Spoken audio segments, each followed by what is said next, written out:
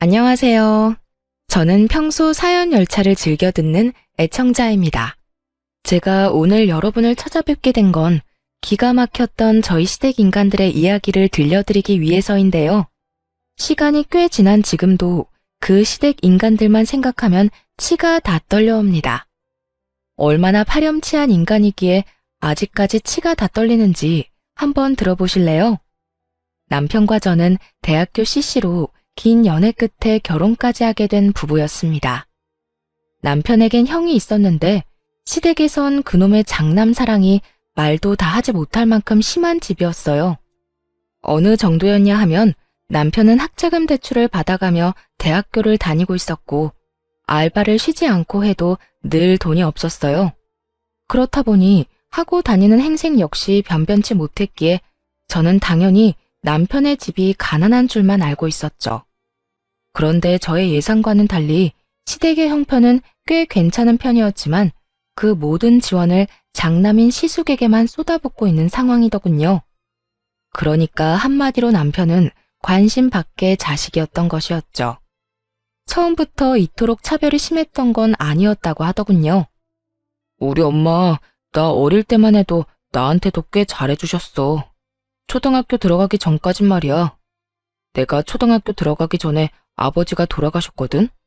대장암이었는데 잘 이겨내신다 싶더니 갑자기 돌아가셨어. 그 뒤로 엄마는 형한테 우리 장남, 우리 집 기둥 하면서 의지하기 시작하더니 어느 순간부턴 형만 신경 쓰기 시작하더라고. 뭐 섭섭하지 않았다면 거짓말이지만 그 덕에 내가 생활력 하나는 끝내주잖아. 이렇게 말하며 웃는 남편을 보며 참 마음이 아프더라고요. 이렇듯 남편이 혼자 벌어 학교를 졸업하는 사이 시숙은 그야말로 엘리트 코스를 밟으며 아르바이트 한 번 하지 않고 유학까지 다녀온 상태였죠. 신문은 입만 뗐다 하면 장남이라는 이유로 시숙을 치켜세우기 바빴고요. 연애하는 내내 비교당하고 없는 사람 취급당하는 남편을 보며 안쓰러운 마음이 듦과 동시에 더욱 남편을 사랑하게 되었고 전 이런 남편의 사정을 숨김없이 친정에 알리고 결혼을 하고 싶다고 했습니다. 아빠, 나 그 사람 행복하게 해주고 싶어.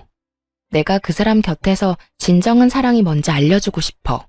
그러니까 허락해줘. 우리 딸이 이렇게까지 말하는데 당연히 허락해줘야지. 아빠는 우리 딸 안목을 믿는다. 네가 이렇게까지 말하는 데는 그만한 이유가 있을 거야. 고마워요, 아빠. 나 진짜 행복하게 잘 살 자신 있어. 그래, 네 이야기 들어보니 그 녀석 많이 외롭게 큰 것 같은데 사랑 많이 받고 자란 네가 많이 아껴주고 사랑해주거라. 부모님은 저를 믿는다며 결혼을 흔쾌히 허락해 주셨고 그렇게 저흰 결혼을 하게 되었습니다. 결혼을 할 때에도 시모의 차별과 상황은 변하지 않았어요.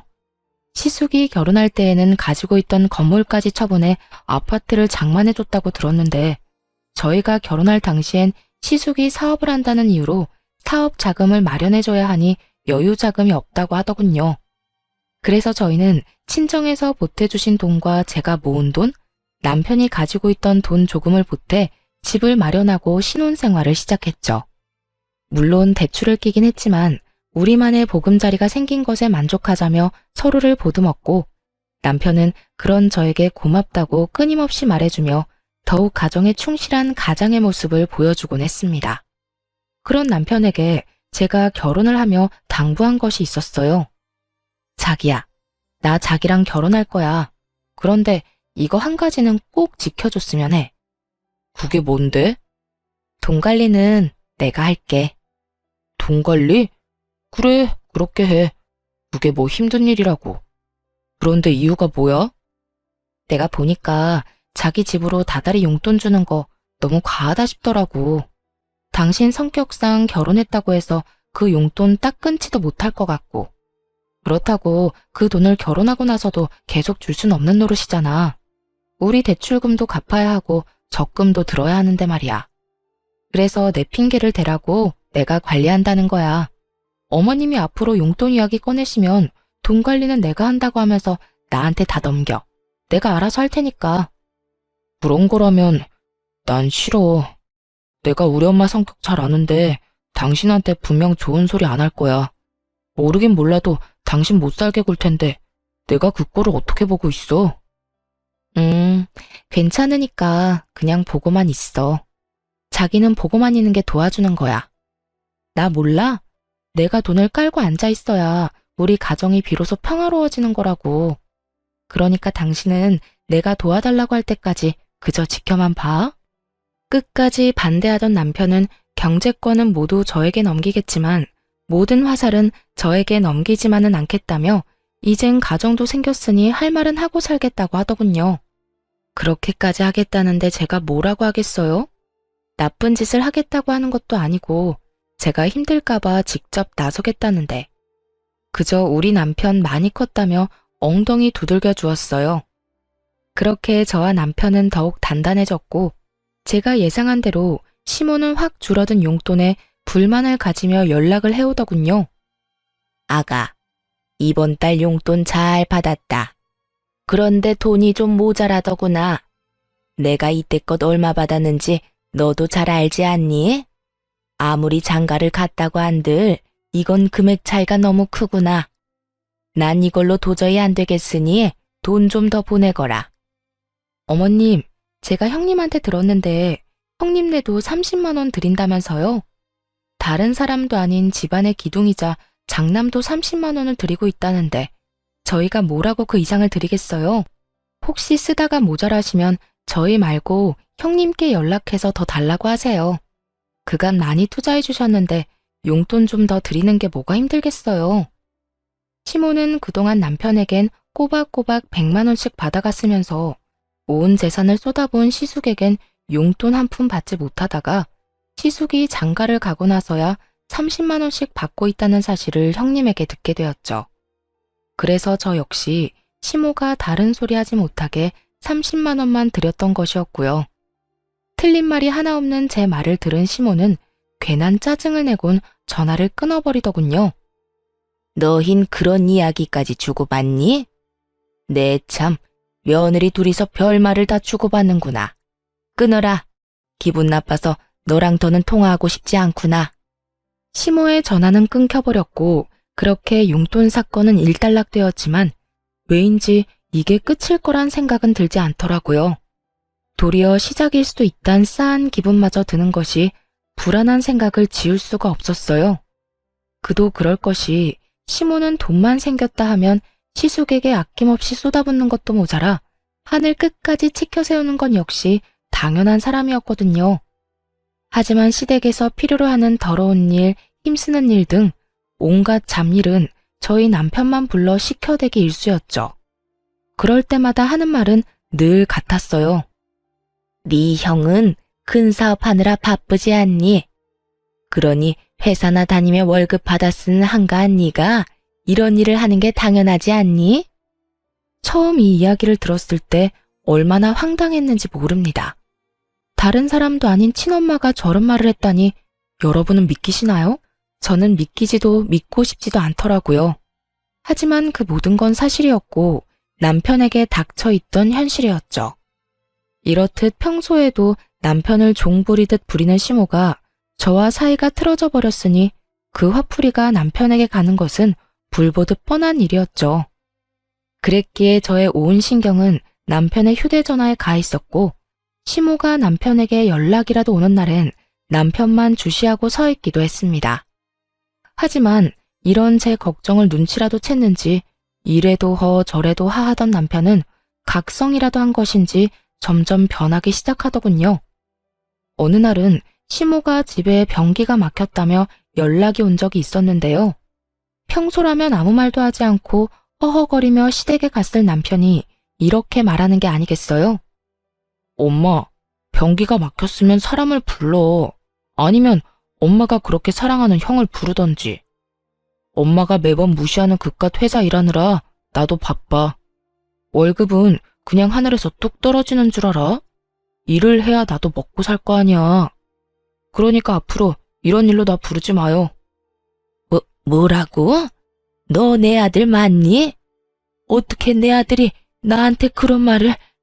너 어디 아프니? 아니, 나 멀쩡해. 그리고 내가 좀 알아봤는데 알아보니까 사람 불러서 변기 뚫는 거 얼마 하지도 않더라. 돈 없으면 형한테 달라고 하던가. 그만큼 투자했으면 그 정도는 달라고 할 수 있잖아. 이런 말을 할 정도로 남편은 변하고 있었고 더는 제가 걱정할 일은 없어 보였어요. 이렇게 갑자기 변해버린 남편의 모습이 뿌듯하면서도 이상하기도 했는데 변해버린 남편의 모습엔 이유가 있었더라고요. 그건 다름 아닌 남편의 몫으로 남겨놨다던 아버님의 유산 때문이었어요. 돌아가신 아버님이 남편이 결혼을 하면 꼭 주라던 건물이 있었는데 그걸 글쎄 시모가 처분해 홀랑 시숙의 사업자금으로 줘버렸다고 하더군요. 시숙 역시 그게 남편의 몫이란 걸 뻔히 알면서도 염치도 양심도 없이 홀랑 받아갔다는 사실을 한 남편은 많이 실망하기도 하고 어떤 면에선 체념마저 한 것처럼 보였어요. 여보, 괜찮아? 나 다 들었어. 어머님이 당신 몫으로 준다던 건물 아주버님께 줬다면서? 괜찮지 뭐. 사실 기대도 안 했어. 말만 나한테 준다고 했었지 그게 그렇다고 해서 내 것도 아니고. 아빠가 내 몫으로 남겼다고 한들 엄마 명의로 된 건물 엄마 맘대로 하는 건 당연하잖아. 그래도 이렇게까지 형만 생각하고 형만 위하는 엄마 보는 게 이젠 좀 지쳐. 지금까지는 괜찮았거든? 그런데 나 당신 집에 가서 장인어른 장모님한테 부모 사랑이란 걸 받아보니까 아, 이런 게 부모님 마음이구나. 이런 게 사랑이구나 싶더라고. 그런 사랑 받아보니까 이때껏 내가 얼마나 말도 안 되는 무관심 속에서 살아왔는지 알겠더라고. 여보, 너무 속상해하지 마. 지나간 일이야 어쩔 수 없지만 앞으론 내가 당신 많이 사랑해줄게. 나만 믿어. 내가 사랑도 많이 주고 그까짓 건물도 내가 돈 많이 벌어서 사줄게. 물론 대출은 같이 갚아야겠지만. 어이구, 말만 들어도 행복하다. 하여튼 나 이제 엄마나 형한테 큰 기대도 마음도 쓰지 않을 거야. 더는 상처받는 것도 싫어. 앞으론 나 자신하고 당신만 생각하고 할 말도 다 하고 살 거야. 그러니까 이제 당신이 내 뒤에 숨어. 내가 지켜줄 테니까. 든든하다, 우리 신랑. 앞으로 우리 힘내자. 남편은 각성이란 걸 해버린 듯 했고 그런 남편의 모습에 시모와 시숙은 불만을 품기 시작했어요. 어느 날은 시숙이 집에 왔다며 저희까지 당연하듯 집으로 부르더라고요. 시댁으로 갔더니 형님은 친정에 일이 있어서 오지 못했다고 했고 시숙과 시모만이 저희를 기다리고 있더군요. 저녁을 먹자고 해놓고선 재료 준비는커녕 준비할 의지도 보이지 않는 시모를 보며 전 체념을 하고 주방으로 들어가던 그때였어요. 주방으로 들어가는 저를 잡아세운 남편이 시모에게 이렇게 말하더군요. 엄마, 저녁 먹자고 부른 거 아니었어? 그렇지. 시간이 몇 시인데 저녁 먹자고 불렀지. 점심 먹자고 불렀겠어? 시모는 고개를 갸우뚱하며 남편이 그런 질문을 하는 의도를 전혀 모르겠다는 듯 대답했고 남편은 그런 시모를 보며 더욱 화가 난다는 듯 날이 선 목소리로 말하더군요. 그런데 왜 아무것도 없어?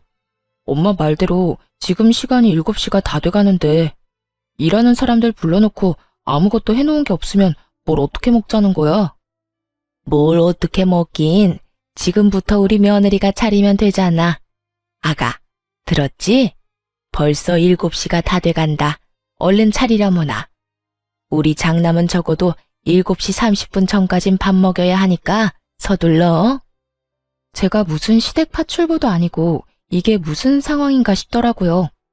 제가 노는 사람도 아니고 퇴근하고 급히 왔는데 시간까지 정해주며 제 남편도 아닌 시숙을 위해 밥을 차리라고 하니 체념됐던 마음에 화르르 분노의 불씨가 커진 듯 이건 아니란 생각이 들었어요.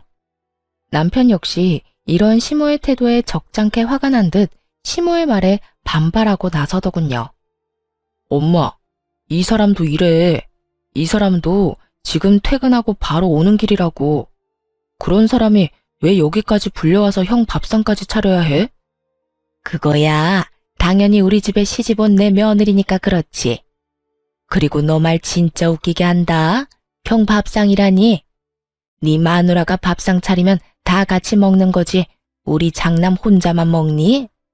넌 가만히 있어서 뭐하니? 우리 장남 7시 30분 전까진 밥 먹여야 한다는 말 못 들었어? 엄마, 이 사람 이 집 종노릇이나 하려고 나하고 결혼한 거 아니야. 그러니까 앞으로 가족끼리 식사 자리를 가지려거든 밖에서 외식을 하든지, 그게 아니라면 이 사람이랑 나는 부르지도 마. 엄마가 이 사람한테 이런 식으로 대하는 거 나 싫고 불편해요. 남편이 이렇게까지 말하자 시모는 기가 막힌 듯 남편을 쳐다봤고, 그때까지 가만히 있던 시숙이 자리에서 벌떡 일어나더니 호기롭게 남편의 뺨을 날려버리더라고요. 너 엄마한테 말버릇이 그게 뭐야? 네 눈엔 힘든 네 마누라만 보이고 나이 드신 엄마는 보이지도 않아? 시숙은 남편을 향해 비난을 쏟아내기 시작했고, 전 그런 시숙 앞을 막고선 시숙에게 한마디 하기 시작했어요. 아무리 이 사람 말이 과했다고 해도 다 큰 동생 때리는 건 아니죠. 그리고 이 사람 말 중에 틀린 말이 뭐가 있나요?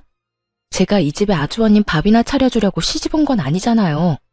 그렇게 밥이 드시고 싶으셨으면 형님을 친정에 보낼 게 아니라 여기다 불러서 밥상을 차리라고 했어야죠. 재수 씨가 낄 자리는 아닌 것 같은데요. 제가 왜 낄 자리가 아닌가요? 방금 아주버님이 때린 사람이 제 남편인 거 잊었어요? 앞으로 제 남편이랑 할 이야기 있다면 저한테 하세요. 제가 이렇게 따지고 들자 시모가 저에게 노발대발 화를 내기 시작하더라고요. 네가 감히 누구한테 소리를 질러? 우리 장남이 보통 장남인 줄 알아? 얘는 우리 집 기둥이야. 네가 감히 소리 지르면서 따지고 들 상대가 아니란 말이야. 장남, 기둥, 이런 거 저는 다 모르겠고요. 아주버님이 제 남편을 때렸고 전 제 남편이 맞았으니 가만히 있을 수만은 없어 이렇게 나선 것 뿐이에요. 세상 어떤 마누라가 자기 남편 맞고 있는데 가만히 있을 수가 있겠어요. 그리고 어머님, 차별 좀 적당히 하세요. 장남이고 차남이고 둘 다 어머님 아들인데 어떻게 이렇게까지 차별을 하세요? 저는 그야말로 시모에게 쌓였던 말들을 쏟아내버렸고, 그런 제 말을 듣고 있던 남편 역시 한숨을 푹 내쉬더니 시모의 말은 들을 필요도 없다는 듯 이렇게 말하더군요. 여보, 됐어. 나도 이제 지친다. 집에 가자. 엄마, 형, 한동안은 우리 보지 말자. 한동안 나 우리 가족 얼굴 보고 싶지 않아. 이렇게 말한 남편은 저를 끌고 시댁을 나와버렸고, 집으로 돌아온 남편과 저는 최선을 다해 시댁 일을 입 밖에 내지 않으며 지내고 있었어요. 물론 시모의 연락이 오긴 했지만 전 더는 참지 않기로 했기에 시모에게 따끔한 일침을 날려주기도 했죠. 너는 어떻게 그렇게 가고 연락 한 통이 없니? 이렇게 어른이 먼저 전화를 해야 하는 게야. 내가 먼저 사과받으려고 며느리한테 전화까지 해야 하냐니 말이다. 사과요? 무슨 사과요? 저는 사과까지 할 게 없는데요, 어머님. 뭐? 넌 잘못한 게 없다. 이 말이야? 네, 제가 뭘 잘못했는데요? 말이야 바른 말이라고 갑자기 밥 먹자고 사람 불러놓고 저한테 밥상까지 차리라뇨. 심지어 형님은 속 편히 친정에 보내버리고 저는 아주버님 굶기면 안 되니까 거기서 밥까지 해다 바쳐라. 어머님, 저 이씨 집안 둘째 며느리이지 어머님 종 아니에요. 너 말 잘했다. 며느리가 시댁에 와서 밥상 차리는 게 이렇게까지 할 일이냐? 며느리가 그까짓 밥 얼마든지 차려드릴 수도 있고 그게 힘든 건 아니죠. 힘든 건 아닌데 전 저를 막 부려먹어도 된다고 생각하는 사람에게 굳이 그런 호의를 베풀고 싶진 않아요. 저도 그 시간까지 일하고 와서 배고프고 힘든데 왜 제가 저를 하찮게 여기는 사람한테 에너지를 쏟아야 해요? 전 싫어요. 전 단호하게 싫다고 했고 시모는 그런 저의 태도에 화가 단단히 난 듯 시모라는 위치를 들먹이며 저를 몰아붙이기 시작하더라고요. 얘가 말하는 것 좀 봐라. 너 지금 내가 시어머니인 건 알고 있니? 알고 그딴 건방진 말을 하는 게야? 시어머니가 하라고 하면 하고 맞는다고 하면 맞는 거지. 뭐? 싫어? 호의를 베풀고 싶지 않아? 네가 네 남편이 네 편 좀 들어줬다고 아주 간이 부었나 본데 이런 식으로 나오면 누구 손해인 줄 정녕 모르는 게야?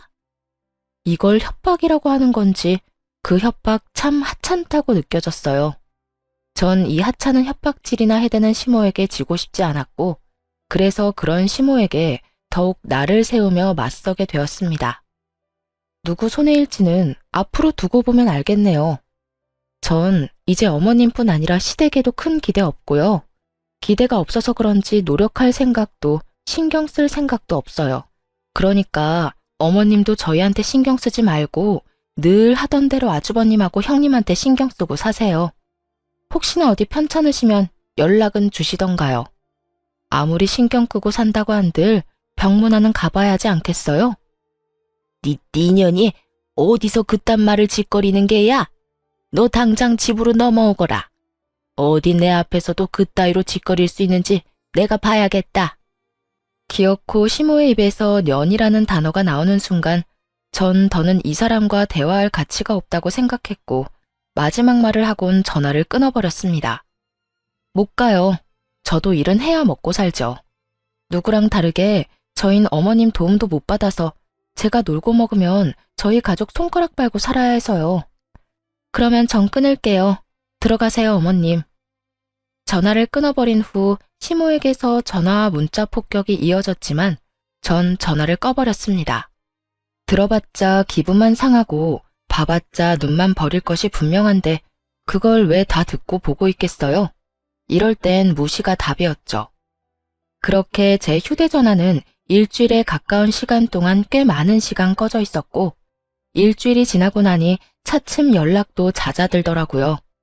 남편 역시 시모와 시숙에서 연락을 받았다고 했지만 큰 신경을 쓰지 않는 듯 했어요. 이렇게 저흰 저희만의 삶을 살기 시작했고 새로운 가족을 맞이하게 되었습니다. 여보, 나 임신했어. 5주 차래. 정말이야?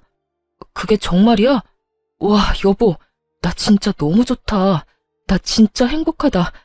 나 진짜 행복해. 제 임신 소식에 남편은 울더라고요. 만감이 교차하는 듯 엉엉 우는데 그런 남편을 달래느라 혼났네요. 남편은 누구보다 행복해했고 저 역시 그런 남편을 보며 행복했어요. 그 행복함도 잠시 입덧이 심해지며 몸이 날이 가면 갈수록 힘들어지더라고요. 제가 힘들어하니 남편 역시 제 걱정에 회사 일에 집중을 못하고 있었고요. 입덧 기간은 생각보다 길어졌고 남편은 도저히 안 되겠다는 듯 저에게 친정에 들어가서 사는 것이 어떻겠냐고 하더라고요. 여보, 혹시 우리 당신 집에 들어가서 사는 건 어때? 어? 친정에? 갑자기 왜? 내가 많이 생각해봤는데 아무래도 그게 좋을 것 같아서. 당신 입덧 때문에 많이 힘들기도 하고 내가 출근하고 나면 당신 혼자 있어야 하는데 난 그런 당신 신경이 쓰여서 일도 손에 안 잡혀. 나도 내가 과한 걱정하고 있다는 거 잘 아는데 그래도 어쩌겠어. 당신 남편이 이렇게 팔불출인걸. 그래서 말인데 이 집은 새 주든가 하고 당신 집에 들어가서 살자. 사실 내가 장인어른 장모님께 다 여쭤봤어. 그래도 괜찮겠냐고. 두 분은 나만 괜찮다면 좋다고 하시더라고. 내심 당신이 걱정이었는데 그렇게 해주면 오히려 고맙다고까지 해주셨어. 남편은 이미 저희 부모님들까지 만나 양해를 구한 후였고 말로는 제 의견을 묻고 있었지만 이미 결심이 선 눈빛이었어요. 남편이 괜찮다는데 제가 마다할 이유는 없었고 저흰 그렇게 살던 집은 세를 주고 친정으로 들어가게 되었습니다. 그렇게 배는 점점 불러왔고 친정에서 남편도 저도 부모님의 사랑을 듬뿍 받으며 지내던 어느 날 시모에게서 연락이 왔더라고요. 몸은 괜찮니? 배가 많이 나왔겠구나. 이제 어딜 가나 굳이 임산부라고 말하지 않아도 제가 임산부인 걸 알 만큼은 나왔어요. 잘 지내시죠? 나야 뭐 늘 똑같지. 친정에서 지내고 있다지? 우리 아들이 큰 결정을 했구나. 혹시 내일 시간 되니? 다른 건 아니고 좋은 고기가 들어와서 가족들끼리 모여서 먹었으면 하는데 올 수 있니? 너 몸도 무겁고 하니 첫째하고 내가 다 준비하고 기다리마. 조금은 따뜻해진 시모의 음성에 큰맘 먹고 시댁에 가기로 했고 남편 역시 저에게 이야기를 전해 듣곤 흔쾌히 함께 가자고 하더라고요. 남편은 말은 하지 않았지만 내심 이런 연락을 기다렸는지 조금은 들뜬 모습이더라고요. 여보, 어머님이 내일 집으로 오라고 하시네? 뭐? 엄마가? 전화 왔었어? 왜 또 오라고 하던데? 싫다고 했지? 아니, 간다고 했는데. 왜? 어머님이 좋은 곡이 들어와서 가족끼리 다 모여서 먹고 싶으시대. 나 몸도 무겁고 하니까 음식 준비도 어머님이랑 형님이 다 할 테니 우린 몸만 와서 맛있게 먹기만 하라고 하시던데. 그래? 그러면 가볼까? 이렇게 말한 남편은 콧노래까지 부르며 온 집을 누비고 다녔고 그 모습을 보는 저 역시 참 행복했어요. 그렇게 기대와 행복으로 가득한 밤이 지나고 저흰 약속한 시각에 맞춰 시댁으로 갔습니다. 시댁에 들어서니 시모가 말했던 것처럼 거하게 수라상이 차려있더라고요. 우와, 이게 다 뭐예요? 이걸 두 분이서 준비하신 거예요? 그럼 어머님이랑 내가 솜씨발휘 좀 했지. 배고프지? 얼른 앉아. 고기도 엄청 좋은 고기야. 앉아서 얼른 먹어. 그래, 둘째 얼른 앉아서 먹거라. 임신했을 땐 뭐든 잘 먹어야 너도 아기도 건강한 법이다. 그래요. 재수씨 얼른 앉으세요. 재수씨가 얼른 앉아야 우리도 먹어요. 너도 그렇게 서 있지만 말고 얼른 앉아. 시모를 비롯한 형님과 시숙은 과하게 남편과 저에게 친절을 베풀었고 그런 그들의 모습에서 전 불길한 기분을 지울 수가 없었어요. 하지만 세 사람은 아무런 말도 하지 않고 있었고 그저 웃으며 밥만 먹으니 저 혼자 이상한 기분에 휩쓸려 뚱하니 있을 수는 없는 노릇이었죠. 그래서 저 역시 애써 웃으며 식사 자리를 이어나갔고 대충 분위기를 맞춰주며 식사 자리를 마치게 되었습니다. 맛있지만 불편한 식사 자리가 끝이 나고 뒷정리를 하고 나니 다들 무거운 분위기로 거실에 둘러앉아 있더라고요. 저와 남편은 대충 자리를 잡고 앉았고 저희가 자리를 잡고 앉자 시모는 준비했던 말을 꺼내기 시작하더군요. 친정에서 지내는 건 어떠냐? 입덧은 좀 어떻고? 많이 괜찮아졌어요. 저흰 편한데 아무래도 부모님께서 불편하실 수도 있을 것 같아서 어떻게 해야 할지 고민하고 있어요. 고민하긴 뭘 고민하니? 이왕 친정에 들어간 김에 거기서 애 낳고 쭉 살면 서로 좋지. 너 애 낳고 다시 복직할 거 아니냐? 그럴 때 친정에서 지내면 너도 마음 쓸 일 덜고 좋을 텐데 왜 나와 산다는 거야? 이상하더군요. 내 아들 힘들게 처가살이 그만시키고 당장 분가하라고 말하는 것이 정상 아닌가요? 아니, 그렇게까진 하지 않더라도 처가살이를 권하는 시모의 모습은 누가 봐도 이상한 상황이었죠. 그것도 그 이유가 저를 위한다는 것이 더욱 의심스러웠어요.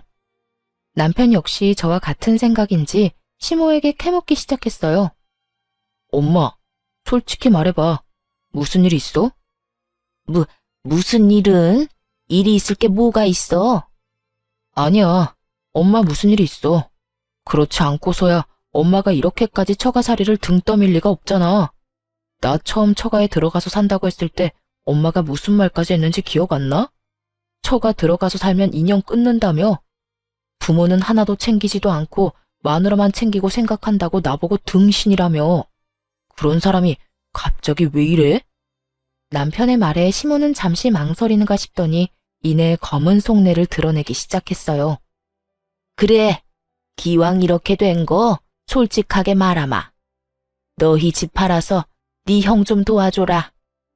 무슨 소리 하는 거야? 우리 집 판 돈을 왜 형한테 주라는 거야? 네 형 사업이 요즘 좀 힘들어서 자금이 급하게 필요한데 너도 알다시피 나도 다 처분해서 이리저리 쓰느라 여유 자금이 없구나. 가족 좋다는 게 뭐니? 이럴 때 돕고 살아야지. 그리고 네 형 우리 집 장남이다. 우리 집에서 장남이 어떤 의미인지 너도 잘 알고 있을 거야. 네 형은 장남이자 우리 집 기둥이야. 기둥이 무너지면 되겠니? 다른 것도 아니고 돈 때문에 무너진다는 건 더욱 안 되지. 우리가 능력이 안 되는 것도 아니고. 네 집만 팔아서 도와준다면 얼마든지 다시 일어설 수 있다는데 너도 그냥 두고만 보고 있을 거 아니지? 전혀 예상치도 못한 말이었어요. 저뿐 아니라 남편 역시 시숙의 사업이 잘 되고 있는 줄만 알고 있었으니까요.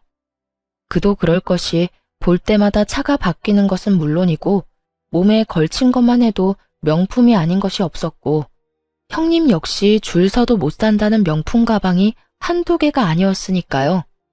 거기에다 시모에게 이때껏 받아간 돈이 있었던 터라 망할래야 망할 수가 없다고 생각하고 있었던 것이었죠. 남편 역시 시숙의 소식에 잠시 충격에 빠진 듯 했지만 이내 단호하게 시모에게 거절 의사를 내비치더군요. 두 사람 잘 들어. 그 집, 내 집 아니고 이 사람 집이야. 우리 그 집 마련할 때 내가 모은 돈이 쥐똥만큼도 없어서 처가에서 도와주시고 이 사람이 회사 생활하면서 모은 돈으로 마련한 집이라고.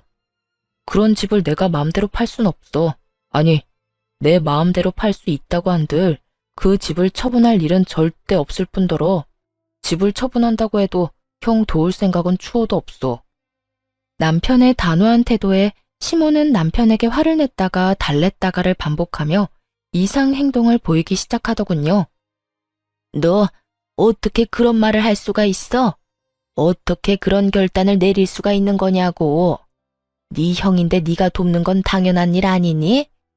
에휴, 그러지 말고 아들, 네 형 좀 도와줘. 네 형이 오죽 힘들면 너한테까지 도와달라고 하겠니? 어렵게 꺼낸 말인데 단칼에 거절하지 말고 잘 좀 생각해봐. 100번, 1000번을 생각해도 내 생각은 같으니까 더는 이런 이야기는 꺼내지도 마. 절대 안 돼. 남편은 제가 끼어들 필요도 없을 정도로 꽤나 단호했고 이런 남편의 태도에 시모는 많이 당황한 듯 눈을 동그랗게 뜨고 남편을 보더라고요. 상황이 그렇게 되자 가만히 듣고만 있던 시숙이 나서기 시작하더군요. 그동안 알게 모르게 나한테 섭섭한 점 많았던 거 알고 있어. 나 역시 그런 너한테 많이 미안할 때도 있었고 말이야. 그런데 동생아, 나 역시 힘들었어. 아버지는 갑자기 돌아가시고 엄마는 나한테만 의지하지. 나도 장남이란 무거운 짐을 어깨에 얹고 이 집안 더 잘 되라고 노력하느라 힘들었어. 그러다 보니 네가 힘들다는 거 알면서 신경 쓰지 못하기도 했어. 그러니까 내가 하고 싶은 말은 너만 힘들었던 게 아니었단 말이야. 나 역시 우리 집을 위해 노력하면서 살아왔고 그 노력을 이젠 너도 해야 하지 않겠어? 나만 이 집 아들이 아니잖아. 이 집이 잘 되기 위해선 내 사업이 잘 돼야 하는 건 당연한 일이고 그러기 위해선 네 도움이 필요해. 그러니까 네가 형을 좀 도왔으면 해. 이젠 네가 희생을 좀 하란 말이야. 남편은 시숙의 말이 끝나자마자 헛웃음을 웃어 보이더라고요. 웃는 입과는 달리 눈은 화가 많이 나 보였고 그 화는 입을 통해 흘러나오기 시작했어요. 잔말 말고 돈이나 내놓으란 개소리 참 정성스럽게도 포장한다. 입 안 아파? 힘들긴 힘든가 보네. 돈 내놔 하면 끝날 말을 너도 힘들었니 나도 힘들었다. 내가 희생한 만큼 너도 희생해라. 이딴 식으로 길게 포장질까지 하는 걸 보면 말이야. 남편의 말이 끝나는 순간 시숙은 남편의 멱살을 잡아버렸고 남편 역시 시숙의 멱살을 잡아버렸습니다. 이 자식이 감히 내 멱살을 잡아? 시숙은 남편이 자신의 멱살까지 잡았다는 사실을 참을 수 없다는 듯 남편의 뺨을 때려버렸고 형이 뭔데 날 때려? 난 손이 없어서 가만히 있는 줄 알아? 이렇게 말한 남편 역시 시숙의 뺨을 때려버리며 그야말로 순식간에 난장판이 되어버렸죠. 시모는 두 사람이 주먹 다짐을 시작해버리자 안간 힘을 쓰며 두 사람을 말리기 시작하더라고요. 그 와중에도 시숙이 맞는 게 싫었는지 남편 팔만 붙잡고 늘어지더라고요. 그렇게 두 사람을 뜯어말린 시모는 자리에 주저앉아 땅을 치며 곡소리를 내기 시작했어요. 아이고, 아이고, 내가 너무 오래 살았지. 내가 너무 오래 살았어. 내가 전생에 무슨 죄를 지었길래 이런 꼴까지 봐야 하는지. 어머님, 무슨 말씀을 그렇게 하세요? 그만 우세요. 이러다 쓰러지시겠어요. 말리지 마라. 이러다 죽으련다. 내가 이 꼴을 보고 더 살아봤자 뭐 하겠니? 차남이 장남 멱살을 잡는 것도 모자라 주먹질까지 하는 꼴을 봤는데 내가 더 살아서 뭐 하겠어? 어머님, 그런 말 하지 마세요. 시모의 곡소리는 계속되었고 시모를 한참 달래던 형님은 저의 어깨를 툭 치며 시비를 걸어오더라고요. 동서, 도대체 서방님을 어떻게 구워 삶았길래 저렇게 사람이 변한 거야? 무슨 말로 어떻게 현혹했길래 어머님, 형 말이라면 군말 안 하고 따르던 사람이 형 멱살 잡는 것도 모자라 주먹 다짐까지 하는 거냐고. 그러는 형님이야말로 도대체 살림을 어떻게 꾸렸길래 그 많던 어머님 재산을 다 뜯어가고도 망하기 직전이라는 소리가 나와요? 하긴 안 봐도 뻔하긴 하네요. 다 망해가서 동생한테 돈이나 구걸하는 이런 상황에서도 그 많은 금반지에 목걸이까지 끼고 명품 가방이나 메고 온 꼴을 보니까 말이에요. 그것만 다 팔아도 살림이 좀 나아질 텐데 그놈의 사치는 어떻게 해도 고쳐지지가 않나 봐요. 저는 받은 만큼 형님에게 돌려주었고 제 말에 머리끝까지 화난 형님이 저의 머리채라도 잡을 태세로 달려들더라고요. 전 그런 형님의 행동에 순간적으로 제 배를 꽉 끌어안고선 그대로 형님을 발로 걷어차버렸어요. 형님은 제 발차기 한 방에 고꾸라져 바닥을 뒹굴고 있었고 이런 난리통에도 시모는 오로지 남편을 향한 원망과 욕을 쏟아내고 있더라고요. 이게 다 너 때문이다. 네가 네 형 도와준다는 말만 했어도 이 난리가 났겠어? 그깟 돈 얼마나 된다고 그걸 못 준다고 해서 이 난리통을 만들어. 이 천하의 나쁜 놈, 이 천하의 불효자. 네 형은 우리 집의 기둥인데 당연히 네가 형을 도와야지. 시모의 말은 발악에 가까웠고 그런 시모의 말을 듣고 있던 남편은 이렇게 말을 하더라고요. 나 엄마가 불러줬다고 할 때 내심 기대했었어. 아무리 나한테는 무관심한 엄마였어도 손주는 내심 기다렸구나. 그래서 오늘 우리한테 늦긴 했지만 수고했다, 기특하다 이런 말 한마디 정도는 하겠구나 하면서 말이야. 그런데 그게 다 내 착각이었네. 진작 축하할 생각 따윈 없었고 그저 나한테까지 돈 뜯어내려고 불렀던 거구나. 돈을 뜯어낸다니? 넌 그게 엄마한테 할 표현이니? 그냥 엄마는 가족끼리 돕자는 거야. 하물며 네 형은 우리 집 가장이니까 당연히 가족들이 도와야지. 그놈의 장난 타령 좀 그만해. 그리고 내가 이 집 가족이긴 해? 언제부터 내가 이 집 가족이었어? 난 나 혼자 컸어. 나 혼자 다 해결하고 나 혼자 다 벌어쓰고. 형은 좋은 옷, 좋은 도시락 싸들고 다닐 때 나는 다 해진 옷, 집에서 먹다 남은 반찬 혼자 도시락통에 담아서 다녔다고. 그마저도 없을 땐 그냥 굶었어. 그런데도 내가 가족이야? 누가 그러고 다니라고 했어? 도시락 그까짓 거 싸달라고 하지 그랬어. 엄마, 다른 엄마들은 싸달라고 하기 전에 다들 싸줘.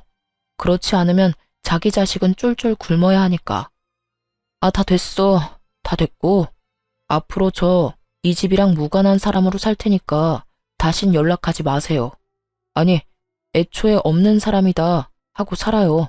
지금까지 그래왔던 것처럼.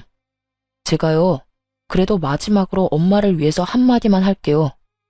형이 아무리 힘들다고 죽는다고 우는 소리에도 이 집은 넘기지 말고 죽을 때까지 가지고 있으세요. 이 집마저 형한테 넘기면 엄마 오갈 데 없어지는 건 물론이고 한평생 한 번도 해본 적 없는 고생 노후에 다 하게 될 테니까요. 여보, 가자. 저는 남편의 손을 잡고 시댁을 나와버렸고 그 후론 정말 시댁과의 연을 끊고 살았습니다. 한동안 남편의 마음은 뒤숭숭해 보였지만 일정 시간이 지나자 안정을 되찾아가는 듯 했어요. 아니, 도리어 좀 더 밝은 모습을 보이기도 했어요.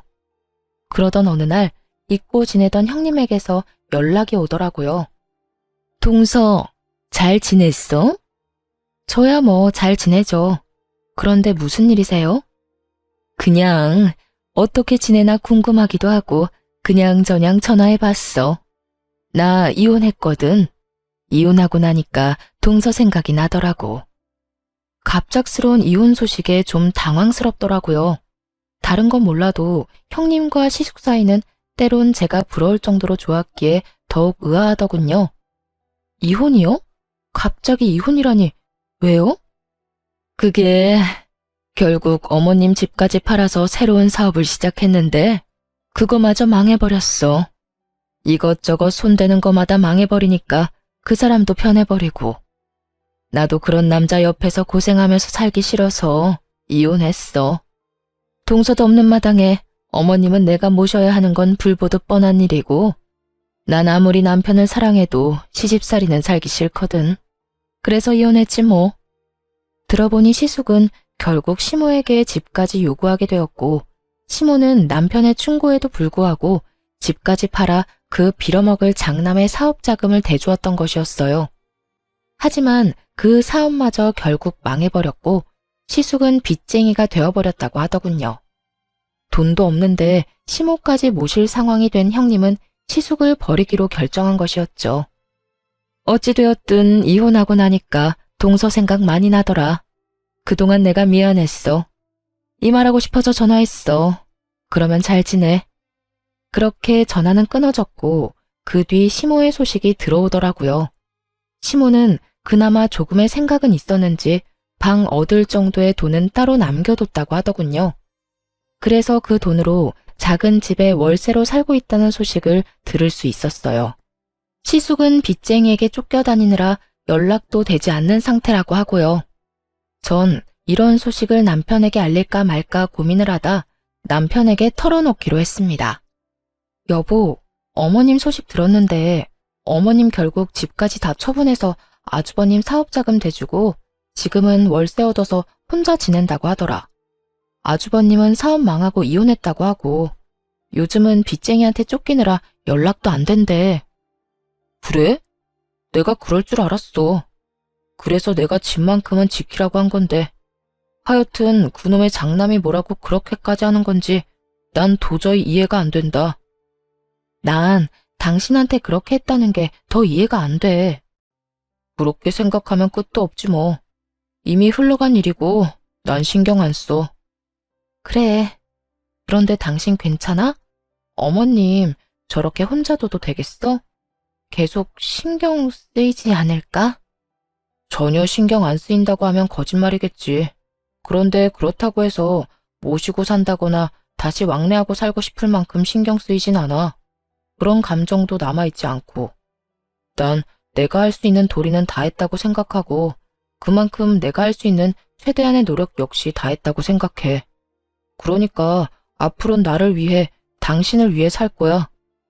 그래, 당신이 그렇다면 나도 신경 쓰지 않을게. 그래, 신경 쓰지 마. 우리 엄마 그렇게 약한 사람 아니야. 살 곳 있으면 다 된 거지 뭐. 먹고 살 게 없으면 뭘 해서든 먹고 살 방도를 찾을 사람이니 우린 우리만 신경 쓰면서 잘 살자. 그 후론 저인 시댁 이야기는 전혀 꺼내지 않았고 시간은 흘러 무사히 아기를 출산했습니다. 저인 여전히 친정에서 지내고 있어요. 출산을 하고 아기가 밤낮 없이 울어대는 탓에 행여 부모님이 힘드실까봐 다시 나갈까 고민했었는데 이런 고민을 하고 있다는 사실을 안 부모님이 저의 앞으로 맞고 서서 이렇게 말씀하시더라고요. 나가긴 어딜 나가? 내가 우리 손주 앉는 날만 기다리며 너희 닭살 떠는 꼴을 보면서도 참고 살았는데. 그러게 말이에요. 너희 닭살 떠는 꼴이 보기 좋아서 참고 산 줄 아니? 다 우리 손주 품에 끼고 살려고 참을인 새기면서 참았어. 드디어 우리 손주가 이렇게 왔는데 어딜 쏙 데리고 나가려고? 아니, 저흰 장인어른 장모님 힘드실까봐 그렇죠. 저희야 여기서 계속 살면 좋죠. 아시잖아요. 제가 장인어른 장모님 부모님처럼 생각하는 거. 그런데 애가 울어도 너무 우니까 죄송해서. 그런 소리 하지 말게.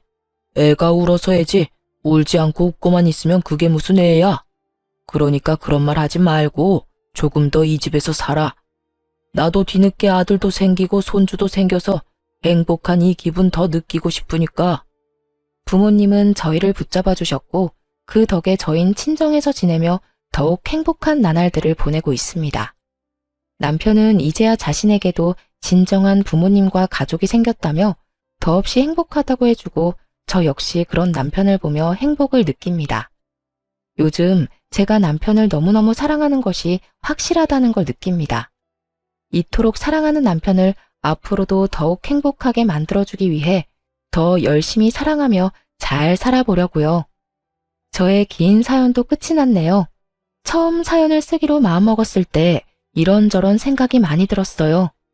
아무래도 부모와의 연을 끊는다는 것이 자랑할 만한 일도 아니고 듣기 좋은 이야기도 아니니 고민이 많이 되더라고요.